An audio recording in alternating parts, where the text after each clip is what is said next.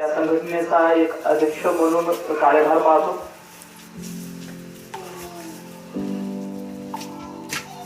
महान तत्वज्ञान चार्वाक तथागत गौतम बुद्ध, छत्रपती शहाजीराजे भोसले, छत्रपती शिवाजी महाराज,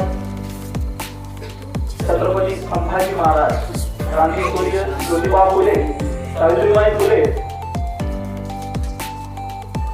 अण्णाभाऊ साठे या सर्व महामानवांना प्रथम मी अभिवादन करतो. आणि बोलायच्या अगोदर तुम्हाला एका गोष्टीपासून सुरुवात करतो. एका जंगलामध्ये एक सिंह होता. तो सिंह एकदम निर्भीडपणे राजासारखं आयुष्य जगत होता. पण त्याला कुठेतरी एक गोष्ट ऐकायला आली की इथं एक राजमहल आहे, इथं एक सुंदर कन्या आहे त्या राजाची. म्हणजे प्रदेश आयुष्यामध्ये आपल्याला सिंह म्हणजे बोलत नाही, पण एक उदाहरणामध्ये तुम्हाला मी सांगत आहे. तर त्याला अशी बातमी कळाली आणि त्या कन्येच्या प्रेमात मध्ये तो सिंह असं दुर्डीत पडला.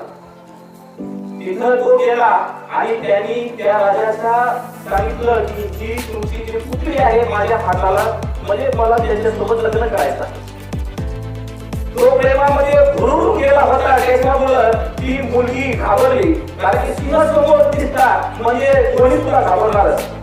आणि त्या सिंहाच्या समोर एक प्रश्न 8 पट त्यांनी मांडली. ती म्हणाली, हे जे तुमचे नथ आहे त्या नथाला काय आहे, माझी मुलगी खूप भीती, तुम्हाला हे काय करावं लागेल, हे काढावं लागेल. सिंह प्रेमात गेला होता, त्याच्यामुळे त्यांनी नख आटकून दगडाला आटकून ते तोडून टाकले. नंतर पुन्हा सिंह त्या राजाजवळ गेला. राजा पुन्हा त्याच्या समोर दुसरी आट टाकली. ते तुमचे हिंस्र दात आहे ते माझ्या मुलीला खूप घाबरवतात.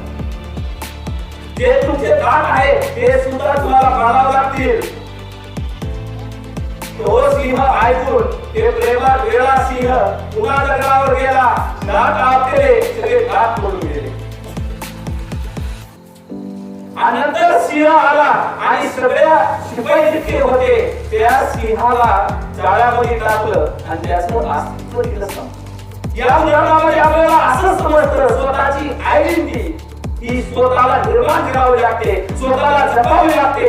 आणि आपली आयडेंटिटी जर आपण